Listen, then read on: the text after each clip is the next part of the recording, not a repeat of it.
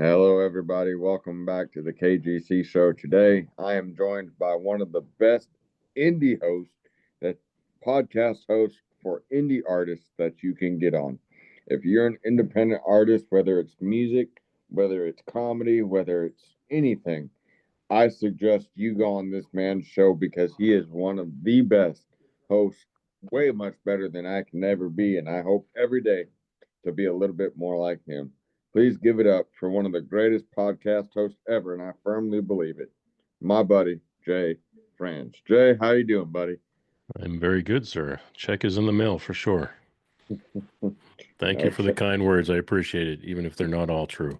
they are. How you doing? I am very good, man. How are you? I'm doing good. Have you been staying busy since the last time we chatted? I try to. Wife keeps me busy. Yeah. So that alone keeps me busy. Yeah. So, for people that haven't seen the last episode we've done together, can you give us a reminder of where you're calling us from today? Sure. I call it North Nashville. I'm actually in Kentucky now. I worked in Nashville for 20 plus years. And when my wife and I got together and decided to raise a family, we moved up here to Kentucky, get a little bit more space and so forth. But I worked in the music business for 35 years now, working behind the scenes, working with artists and producers, recording records, primarily in Nashville. But before that, I did spend some time in New York, and before that was some time in Boston where I grew up. So I spent quite a bit of time doing it and started the show as a way of just keeping up with my friends that I've worked with and giving them the opportunity to come on and talk about projects they're working on. And it was just a way to keep up and have some fun. Yeah. And what I love most about it is how you come up with your questions. Is there a technique for you to ask some of the great questions that you do? Because I love it. Well, thank you. My way of doing it is I just decide who I'm going to talk to, and if I'm talking to a recording artist, which is primarily where it is say a country music recording artist, and I see where they are in their career and what they've been working on, and come up with maybe one or two things that I would want to know about that person from a fan point of view. And then I ask that one or two questions, and that just spins off into a conversation of other things and try to just listen. I try I try not to talk too much, try to just listen to what they have to say and then hopefully they leave some breadcrumbs along the way of things that they get excited about. And then I can ask those questions and you know, see how what kind of reaction I can get out of them and where we can go from there. So I always say the start of the show is usually one question. Pick the one question I think is going to kick us off. And then after that, we'll just see where it goes. It does have a direction. I want to get from point A to point B, but I don't want to ask a standard set of questions along the way. So, in what typically happens is once you ask the first question and they relax, then you can move on and they open up, and then we can take the twists and turns that take us to the final destination in a more enjoyable way. Yeah. So you had the great singer-songwriter Billy Joe Jones on your show. Can you talk to us a little bit about what she was like and what it was like getting to interview her? Sure, she was awesome. A great, great vocalist, great person. She was fun to talk to. She's been on the show twice now. She's been on the Monday night show as well as the Wednesday night show. Slight differences in the format of the way those episodes get presented. So it was good to have her on for both of them. But she was very nice, very friendly, came on and she was just a lot of fun. She was just at CRS, the country radio seminar in Nashville, and I follow her on Instagram and everything. And just to see some of the things she did and she's posts a lot of stuff. It's very fun to watch her career go. Yeah. Who has been an artist that you've interviewed and you saw from the beginning that they were a star? Hmm. Presley Tennant's a killer. So Presley Tennant, she was on The Voice. She's just an amazing singer, vocalist. So she writes some great songs. They're very commercial. So she's definitely one. You mentioned Billy Joe Jones. She's definitely been one of them. So as far as country artists, I think those are really good ones to make note of. I had the High Mountain Breezes on the show. They're a Nashville supergroup, so it's a bunch of people who typically work behind the scenes, like studio musicians, and they've released a couple albums now of their own. So there's a team of people that get together, producers, engineers, songwriters, and the musicians, and they get together and they record typically a lot of cover tunes. They recorded Heaven by Bryan Adams, and they've written some of their own songs, and they released those as the High Mountain Breezes. And that's been doing very well. But again, those are some pretty high level people. We had Grayson Russell on the show. Grayson Russell, an actor and now singer. He was a singer first, but he got known as an actor first. He was very fun guy to talk to. He's just a lot of fun. Had a lot of cool stories. Told us all about his time on Talladega Nights and a couple. He was on Diary of a Wimpy Kid, so he had stories to tell about those. But then to back it up, his music was just really good. So he's got a really powerful voice and stuff, and he was fun to talk to. Yeah. Katie Jane was just recently on the show. She's a singer out of Australia, country music singer. I don't think she's going to be the next star. I don't think that's her goal. I think she's just at this point looking to make a living. She's a radio host in Australia and she plays music in addition to that, plays some very large venues and some really nice shows. But I don't think her ultimate goal is to tour the world. I think she's happy touring Australia. But I've been following her and she's just awesome. She's got a lot of charisma, really fun to watch. So there's been a lot of them. I mean, a whole list of people at this point that we can go back to and say, wow, this one was really good. This one was good. Yeah, my personal favorite episode you did was a guy by the name of Blake Tyler. Oh, yeah, that was fairly recent. Yeah, a great episode there. And what was it like getting to chat with him? Well, it was a tough one to line up. We originally talked and we wanted to do the show together, and just by dumb luck, he got a record deal, management deal with a company out of Nashville. And it happened right as we were setting up our interview, our talk. And so he had to put it on hold for a minute. But it turned out that the company that he signed with was the company that I used to work for. So I just called the company. I said, "Hey, we want to talk. Is it all right?" So they said, "Of course." So we set it up and we got together and we had a conversation. And it was fun. He was a great guy. He's from the area that I'm living in now. He's probably no more than 30 minutes away from me. So he's playing a big show here in this area, I think in a week or two, and I'm going to go check that out. He's playing, there's a place here called Laurie's Roadhouse. So it's in the greater Cincinnati area, and it's a country music venue, but it's huge. It's a huge venue. It's kind of like Billy Bob's would be out in Texas. And so it's a very large venue that all the country artists come when they come through town, they come there.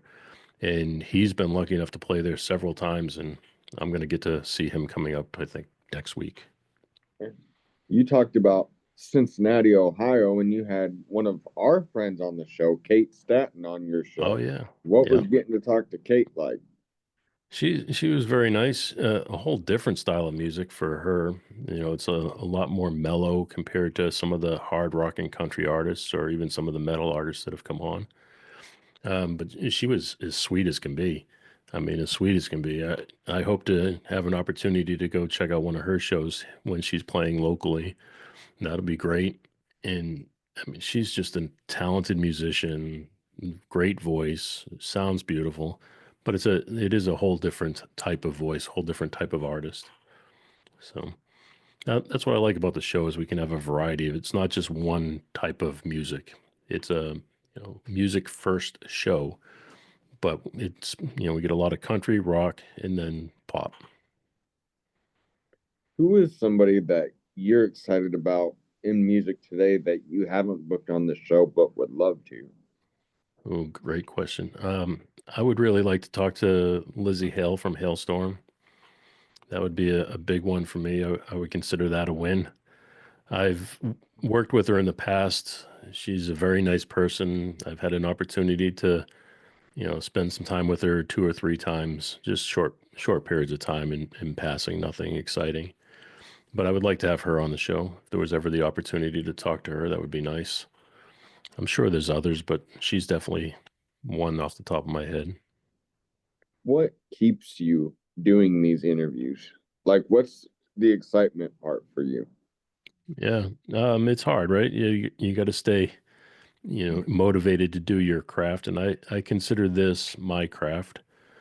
Working in the music industry for so long, I feel like I was always the person behind the scenes, engineering the projects, manipulating the equipment to make the people, the artists, sound like what they envisioned in their head. So this is my way of doing that for myself. So I get to manipulate the equipment and do things to get what I hear in my head out. And what I hear in my head is not writing music any longer. It's talking to people and finding ways to make the show more exciting, or finding people, like you said, maybe ask a better question or a different question, and just keep working the show and growing the show. Because I would like the show to be a destination spot. So when artists, have a new product or a new song or album that they would like to release, that I'm one of the first shows that they would consider to go on to promote that product. I don't want to have to try to beg somebody to come on the show, and luckily I have, not had to do that. I work with a handful of PR firms that when they have artists that they're ready to promote, luckily they think of me and they send those people my way. But I would like that to continue to grow, just get bigger and bigger. So the more I work with some of these artists, that I get more and more PR firms and get access to more and more people. And it's just a network effect. Just keep meeting new people. Yeah. What was it like getting to interview William Lee Golden? He's been on the show a couple times now. That man is fun. He's a great guy, super nice. Can't get any nicer. When they came through town, and they've come through town three times now, and I've had an opportunity to go see them all three times when they've come through town. I've taken my daughter, my 10-year-old daughter now. She was 9 at the time. But I took her to see them, and she had an opportunity to go backstage and talk with them and meet them. And to be fair, she has no idea who the Oak Ridge Boys are. But and he said that to her. He goes, he said hi to her, took a picture with her, and then walked away to go on stage and perform. And he got about halfway to the stage and turned around and walked back to her, and just looked at her and said, "You know what? I understand that you probably have no idea who I am, and you've probably never heard my music before. But I can't thank you enough for coming here and giving me the opportunity to sing for you tonight." And then, she hugged him and he walked away and went on stage. And that couldn't have possibly made her any happier. And it really did make a difference, because she sat there and watched every word that came out of his mouth for that rest of that night. Where if he didn't do that, she probably would have just sat there and, wanted to eat popcorn and watch a show or whatever. But this made her connected to that show. What did that do for you as a father? Hearing that William Lee Golden, a guy of that altitude and that that big of a name, say that to your daughter, what did that do for you? Oh, well, you hit it. As a father, you can't get any better than seeing your child happy. And I mean, he did something that night that he didn't have to do, and it made my kid as happy as could be. She now, we went home. On the way home, we were playing Elvira, and she was singing it in the car, and so she was excited. And it like I said, it opened her up to music she wouldn't normally listen to, but it was that connection. And now I'll never be able to take her to a normal concert ever again. She doesn't get to go backstage and doesn't get to go on a tour bus or talk to somebody. She's not gonna think she got treated well anymore. What do you mean we don't get to go backstage and say hello to, So, so um, whoever? yeah. I can't. You think that's pretty sad? I can't think of a modern day artist. I was trying to think of Taylor Swift. My kids love Taylor Swift, so yeah. What do you mean we don't get to go backstage and say hello to Taylor Swift? There you go. I understand that you know Scotty Simpson pretty well as well, Oh and yeah. and I know that you guys have a lot of stories together. Can you talk to us a little bit about what kind of a guy Scotty Simpson is. Yeah, he's an absolute loser. I've never seen anybody so no. He's a great guy. I mean, I've known him for a long time, and I've known him in and out of the music industry. So I've known him from both sides. And he's not only is he a talented musician, obviously the bass player for the Oak Ridge Boys.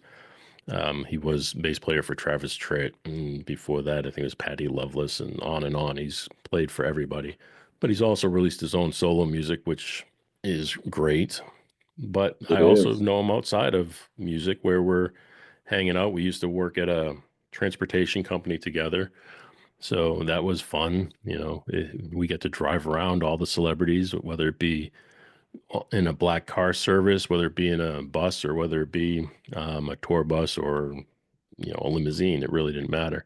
We worked with all of them, and we had fun. We were driving people around, acting goofy, and we do an award show, and then we'd park our cars in the say they had stage parking for all the limousines and stuff down outside of the arena, and we'd park there and we'd grab food and just goof around and act like idiots and get to know each other and have fun. So yeah, we've known each other for a long time, and it's been a great relationship. Oh, I love Scotty Simpson, and I think the world of him. To Uh, give you one more example, I was supposed to go to Nashville last week for the country radio seminar, which, if you don't know, is a seminar they host once a year where artists and media get together and mingle and talk to each other, do interviews, and the artists perform shows and stuff. So that way, the people that are promoting you all year long as an artist, you get to meet them and you get to talk to them and do quick little interviews that end up on radio sound bites and stuff. So I was supposed to go to that last week, and my co-host Tiffany Mason, she was unable to make it because she was sick, and then my daughter got real sick, so I was unable to make it, and the weather was bad. So I called Scotty, or he called me, and he said, "When are you coming here?" And I said, "Well, I don't think I'm going to be able to make it." I said, "My kids are sick, and this is going on, and then of course the weather's bad." He goes, "I don't care about the weather." He goes, "Get down here." He says, "What time do you want to meet? You want to meet for lunch or you want to meet for dinner?" So he was like, "I don't care what the weather's like. You can make your way to my house." So I don't know. Great guy. We had a great relationship, or have a great relationship. It's been a lot of fun. how has how has being in the music industry for as long as you've been in there, how has that helped affect your podcast? Do you think that it's make you gotten stronger? I think the biggest benefit, I think the biggest benefit for me has been the knowledge of the industry.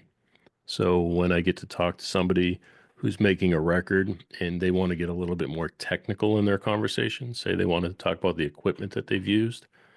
Well, I typically know what equipment that is. I've probably used that equipment several hundred times, and I know the characteristics of the equipment. So if they say, when I use this compressor or when I use this analog console, I feel like it's creating a warmer sound, and I can kind of understand why they think that, and we can have that conversation.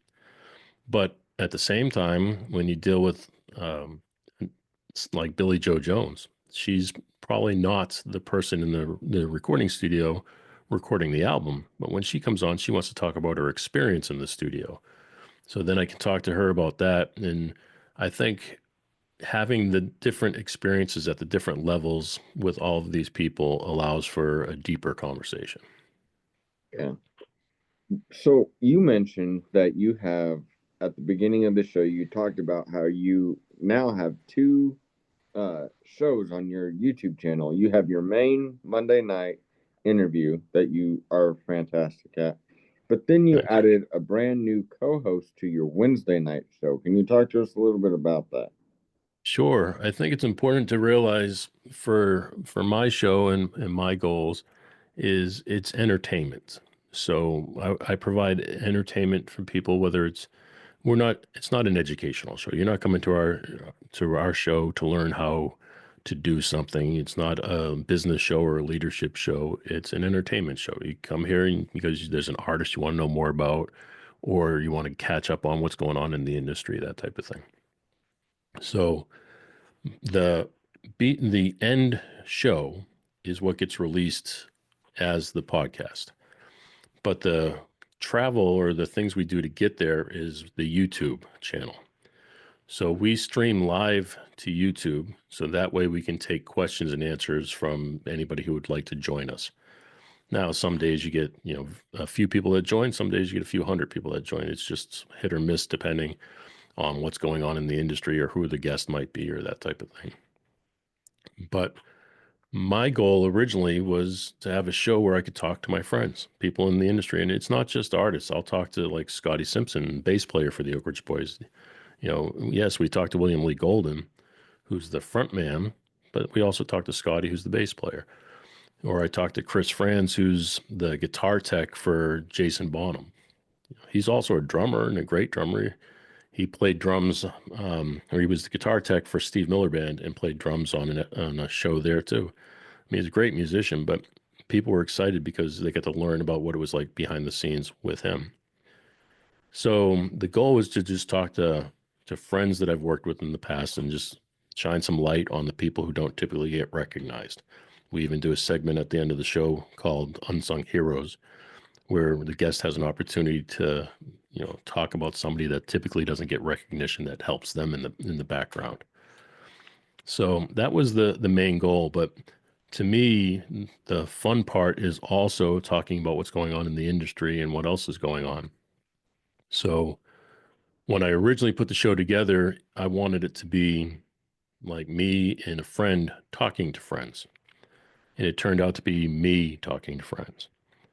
So now on Wednesdays, I work with Tiffany Mason, and she comes on the show. She's my co-host, and sometimes we might talk to an artist. Like Billy Joe Jones came on the show, and we talked to her for about 15 or so minutes. But then the rest of the show is as a co-host.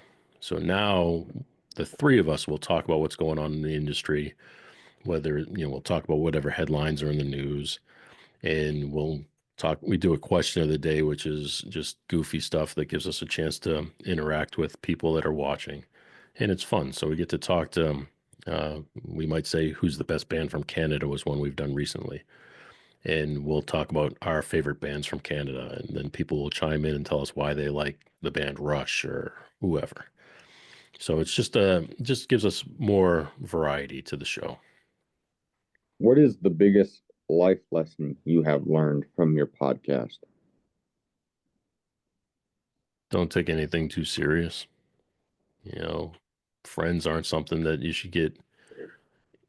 should worry about or get in arguments over stuff. This stuff isn't intended to be the be all and end all of anything.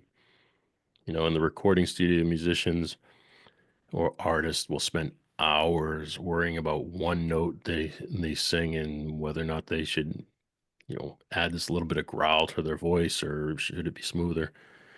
But then, I would say years from now, but not even weeks or days from now, you're not going to even remember that note. And you spent probably a day in a recording studio, hemming and hawing and arguing over a note. And who knows whose feelings get hurt during that process for something that's never going to matter. And it's the same thing in our world. I mean, we talk to people behind the scenes. If I bring somebody on, the very first thing I ask them at the beginning before we go live is, this show is intended to make you look good. Is there anything that you don't want to talk about? Because if they don't want to talk about something, I don't want to ruin their night. That's not what I'm here for. It's to be fun. It's to have a good time. And most people say no, open book. Talk about whatever you want. Some people might say, well, I can't talk about the single coming out yet because, we haven't decided on a release date or something like that. So, but for the most part, everybody's an open book and we talk, but you don't want to hurt anybody's feelings because if you hurt somebody's feelings, then you ruin a relationship. And I'm the same way. I mean, when I release a show, there's a ton of things that you could probably listen to. A lot of people, you don't like to hear the sound of your own voice or you don't like the way you say a certain word. But those are things other people don't even think about. When I'm talking to you, I don't know what bothers you about your voice or what bothers you about what you're saying, and I'll never even be able to point it out, but you might be thinking about it right now. So it's not worth the life lesson is those things aren't worth worrying about. Said it better myself. Um, are you? What are you most excited for 2025 in your show? Well, like everybody else, I want to see things grow. I like continually progressing. I think some of the artists that I get to work with, that's amazing. Get to talk to some of these artists. I think the time with Tiffany and seeing those shows evolve are fun. You mentioned Mondays and Wednesdays, so as we record this today, it's Thursday. I recorded an episode, streamed the episode live last night with Tiffany. It was supposed to be an hour long. We went 2 hours last night. And we went 2 hours because Tiffany got excited about a topic and didn't want to stop talking about it. And the people that were watching it, they got excited that Tiffany was excited and they started chiming in. So we ended up staying on and we talked for 2 hours. So we spent an entire hour on the very first topic that she brought up. It's like, okay. So when that happens, you just roll with it. We'll talk to it. Now, later when we edit the show, maybe we might not keep the full hour of that conversation in, but it was fun while we were doing it. So we get excited, but we do edit. We absolutely edit. And I think that's a very important thing to note, that when you're doing shows like these, that people don't realize there's a lot of editing that's involved. So we do edit. We edit not only to, shorten a segment down to what the time frame it was supposed to be. Our segments are 15 minutes long. So if we do a segment that went to an hour, we might have to cut that um, either down to the 15 minutes, or what we might do is make it a 2 segment piece and have a half hour. And you just pick and choose what you want to keep out of that. But then also, like, an artist might say something or might pause or might have a hesitation or say something incorrectly and then correct it later on. So I try to edit and make sure that the incorrect information doesn't make it to the final episode. Try to be courteous of everybody involved. And do you think that's helped you in your show? The editing? Yeah. Oh, I think it helps tremendously. Tremendously. I don't think it's funny, right? We think of a podcast as a conversation, and people say I like to keep it raw and real, and this is my show. There's no editing. This is it. Here we are, raw and real, and what we say and what we do is what you get. And yeah, that's the case in a lot of cases. When you do one-on-one interviews like this, maybe it's like that. But a lot of times I like to think, well, there's plenty of parts of my day-to-day conversations that nobody wants to listen to. There's plenty of parts. I talk to my wife, and there's plenty of times where she might say, can you get to the point? So if my wife says that on a regular basis, obviously somebody else is going to think that too. So when I listen to the show, I listen when I'm editing my own show, and I do personally edit my own show. Even the versions with Tiffany, even though Tiffany is an editor herself, I still edit my own shows. Or my own episodes. So when I'm editing it, the first thing I do is I listen back as a listener, not as the host. So if listening as a listener and I get bored, or if I start thinking about something else, then obviously something's not hitting home. So if I ask a question of an artist that's on the show, and say I might ask any question like, hey, what was it like being on the road with the Oak Ridge Boys? And they come back and they talk about some time they spent at McDonald's and they were thinking about this and has nothing to do with the question I asked. Well, then I'll cut that out because it adds no value to anybody who's listening. But if I say, what was it like being on the road with the Oak Ridge Boys? And you say, well, it was the best experience of my life. Let me tell you why. And then you go into a story that includes the Oak Ridge Boys. Fantastic. Or you might end up with the hybrid where you say, hey, what was it like being on the road with the Oak Ridge Boys? And you spend the first few minutes thinking. So you're like, well, I was at McDonald's one day and I was, thinking whether or not I should really continue with music, and I didn't really know what I was doing. So I ordered a quarter pounder and I, was thinking about it, and the soda was off that day. The machine was, and you go through this whole story while you're thinking about what you're saying. But then all of a sudden out comes you know, but this was the biggest opportunity in my life because I had an opportunity to when I was on the road with the Oak Ridge Boys, I also got to meet this guy over here who ended up being my manager. And ever since I landed that manager now, and then all of a sudden you got that answer to your question. So I'll go in and chop out the part about the McDonald's. So that way the end listener doesn't have to hear the story about the McDonald's. Now, if you're watching the show live, you get to hear the story about McDonald's. But the end listener at the end of the day, what's captured on tape, the final version, will be no story about the quarter pounder. Yeah. And that's what I love about you. You keep it like you don't keep it raw, you keep it edited. Well, the goal is to make everybody look as good as possible. If an artist comes on your show, and you got to realize they all have an agenda. The PR firm is sending somebody to you because they have an artist that they need to promote.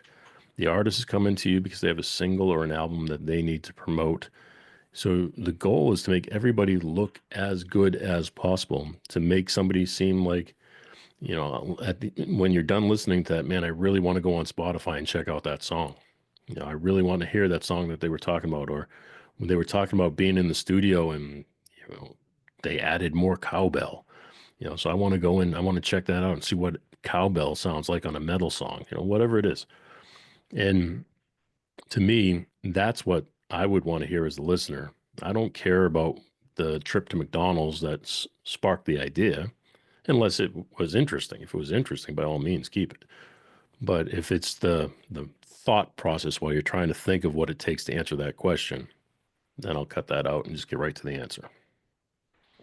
Um, Jay, I love your show, and where can people keep up with you guys and keep up with the show? I know you have a website. Yeah, the easiest thing to do is to just go to go to jayfranze.com, and that'll give you all the information and links to everything you'd want. So jayfranze.com gives you all the information about the show that you'd want. Gives you a place to listen to it, place to follow it, place to read about us, and interact with us, and make fun of us, or whatever else you want to do. You want to end it with the rapid fire, brother? Sure, let's do it. All right, buddy. First off, I want to say thank you so much for joining us today on the episode. And Yes. before we start, Was that the first question? First rapid fire? Yes. Thank you for having me, sir. I cannot thank you enough. I really do appreciate it. And will you come back on and talk to us again? Of course. Obviously, you will. You're doing You say 20 minutes? Come back in 20 minutes? Yeah, come back in 20. What's your... I can't handle. No, I'm kidding. What's your favorite song, man? My favorite song was always Faithfully by Journey. That was my favorite song growing up. I was into sappy love songs, and Journey was my favorite band. And something about that song and the video and the documentary that was about Journey that talked a lot about that song. Something about all that hit home, and that became my favorite song. Right now, I listen to a lot of Five Finger Death Punch. So I don't know why, but I do. And they have a song called Burn MF that I consider to be like my theme song. If I was a fighter, that would be the song I would walk to the ring listening to. Well, that song kind of describes you now that you say that. It can't. Now I can put that song in you There together. you go. There you go. What's your favorite movie? Good Will Hunting. Matt Damon and Ben Affleck. Their first movie that they wrote or directed, and it was great. It was about my hometown of Boston. A lot of the stuff in that movie was very similar to the way I grew up. Now, I grew up in a suburb north of Boston where the movie is about inner city living in the south of Boston. So there wasn't, that many things, but it was still a lot. And it was very, very cool movie for me. And I also like the movie Rudy. I like the underdog movies. What I know for you because you're not a professional singer, not like Billy Joe or Oh, I'm not a singer at all. I know you're not a singer, but I know that you were in the music industry for so long, so I can still ask this question. What was it that made you want to get in the music industry? That's good. When I was in high school, I wrote songs, I played in rock bands. So I was part of all that. So it wasn't that I Yes, I'm not a singer. I did try to sing in some of the bands I was in, but I am not a good singer at all. But I was good at figuring out the behind the scenes stuff. I liked writing songs, and then I would go in the studio. I'd want to record them. I didn't care about playing them live. I cared about recording them so I could go up to people and say, "This is my CD, see, or this is my cassette, or whatever it was at the time." And I could show people, and having a product was interesting. But what got me into it was probably like everybody else is I thought it was cool. I thought it would be a way to, make girls interested in me or whatever other stupid things people think about. But it was fun. I enjoyed it, and I got into the just the lifestyle of it, going into the studio at midnight to record records, and it was fun. And that made me want to be the producer and engineer. So when it came time to go to college, I ended up ditching my original plan, which was architectural engineering, and I went into audio engineering and did that.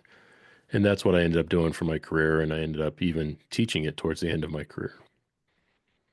I know that I know that this is gonna bite me in you know what, but I would be remiss if I didn't ask you if you had a question for me to end this show because I think that if you're a podcast host, you would come with a question for me. You got one? I could ask you a question. You want to go for another 20 minutes? No, I could definitely ask you questions. I mean, you're asking me what keeps me going and why I do it. Why are you doing it? Building connections because at the end of the day, that's what you do. You know, you build connections. And like I'm going to quote the great Joe Bondel, since we've been talking Oaks, that you can't take the podcast with you when you die. You can't take the music when you die, but you can take all the love. And if you can build that love within yourself, and if you can build that love for each other, then that's better than any dollar sign I've ever seen. Oh, that's a great point. What about the you're heavily into the music industry. Why music? Music helps me escape from life. Is there something that you're looking to escape? Something specific? Well, my mindset, I have autism, and autism is defines kind of is a lot of the reason why my show is the way it is kind of thing. And I don't like to think of it as autism, but at the end of the day I have to face reality and that's what it is, and I'm able to listen to music to kind of help get you away from that, so to speak. Well, what signs of autism do you experience? Well, I don't know. It's mainly just in the head. I had a doctor tell me I had it. So So, I mean, I know people who have autism, and people have different symptoms, different things that go on. So, when you found out you had autism, what was going through your mind? What did you think at that time? how can I be stronger than what I'm diagnosed with? Is honestly, and I know that a lot of people may not look at it like that, but you know what? I got to be stronger than what I've been dealt with. Really. So, with that said, are there any challenges that you find that you have to overcome on a daily basis, just routine things? Well, just letting everybody know that it's gonna be okay from my perspective, because sometimes I feel like my voice isn't so much wanted, sometimes. I feel like I'm voicing my opinion out when it shouldn't be. So just kind of placing my voice up in at the right times. So, have you experienced any setbacks due to it? Not doing the podcast. No, I mean, due to having autism, have you experienced any setbacks in life that have, may have affected the podcast or anything else that you do in your life? Well, I think it varies in different stuff I do. Like if I'm out with friends, I don't let it affect me and I'm able to control it. And when I do the podcast, I don't, I try to keep it all professional in business, but I try not to let that define me. I try not to let that be. when you look at me, that's not who I want you to see. I want you to see a people connector and Sure. connecting people. Well, like I said earlier, on my show, I always ask people, who their unsung hero is. So do you have anybody that's helped you along the way that you would like to recognize? There's, I have a whole list, and thank you for making me sound a lot. Thank you for making this show amazing, man. From my perspective, but my unsung heroes are Jeff Panzer. That's a trooper that I can't. You mentioned the word hero. That is one of the first three people that come to my mind. The second is my mother, because my mother's here every day. She's stronger. She works harder than anybody I know. But then William Lee Golden, just the love and the generosity that that man outpours just within his spirit and with him as a person, it just says it all, about who he is. And you hit that nail on the head with the daughter story. And I'll never forget when he called me at my graduation day just to tell me he loved me and he was proud of me. Him and Jeff both did that. So, That's you know, awesome. So how did you meet Jeff in the first place? uh, that was a funny story. I called 2911 Media, which was William Lee's publicist, was Jeremy Westby and that whole amazing crew out there. And I called, and I was a stupid young kid, man. You think I have autism now? It was more evident back then, back when I first started. And I was determined to get an interview with William Lee Golden. And so I called up there and I basically asked for an interview. And then at the end, I attached me singing a little Elvira. And now that would be the dumb thing to do in the professional world. Well, I wasn't very professional back then. I was kind of a dummy in progress.